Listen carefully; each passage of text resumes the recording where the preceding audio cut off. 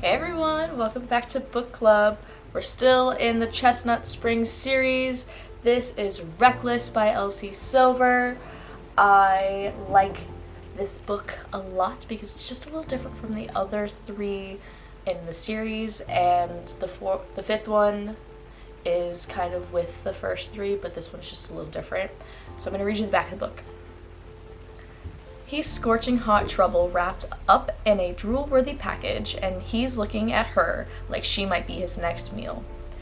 Theo Silva, rowdy bull rider, notorious ladies' man, and Winter Hamilton knows exactly what it means when he eyes her like that.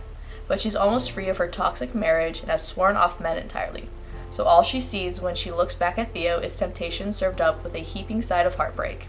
The man is hard to trust, but it turns out even harder to resist. Make that impossible, because Theo is persistent, and no matter how hard Winter tries to freeze him out, he melts her icy exterior and pulls apart all of her defenses.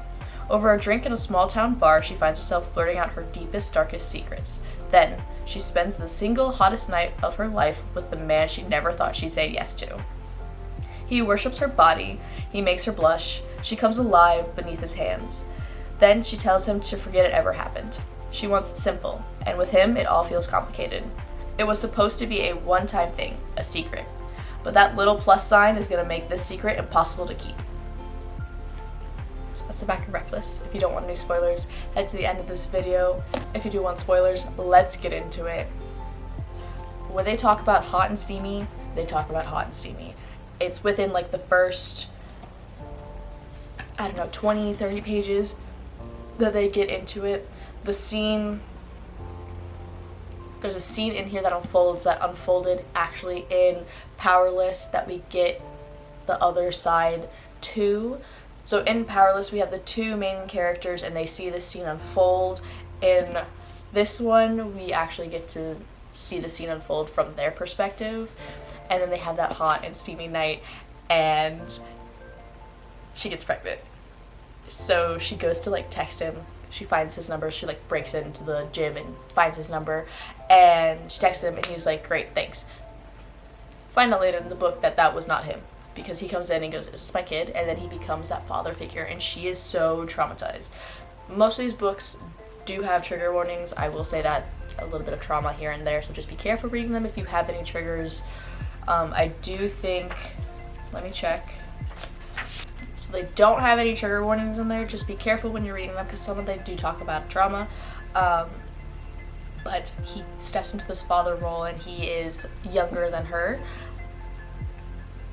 I think. I don't remember. And she's never known what it feels like to have someone be there for her, because this is Summer's sister, half-sister, from the first book.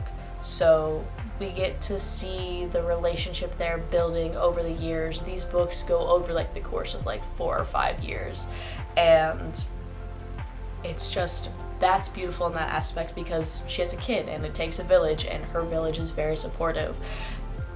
And then when she finally lets Theo in, it's very hot, it's very steamy, it's finally she's letting herself have something for herself. And this book was just kind of a feel-good book. It also talks about some very hard topics, and if you're a mom and reading this book, sometimes it might feel like these things.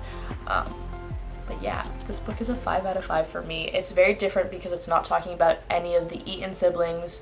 It is more so characters that have been introduced in the other books, and this is their story about it. And yeah, I hope you guys enjoyed this book club and talking about Reckless. We have one more book in the Chestnut Springs series that we're going to talk about, and I'm really excited to talk about it with you guys. So I will see you guys at the next book club.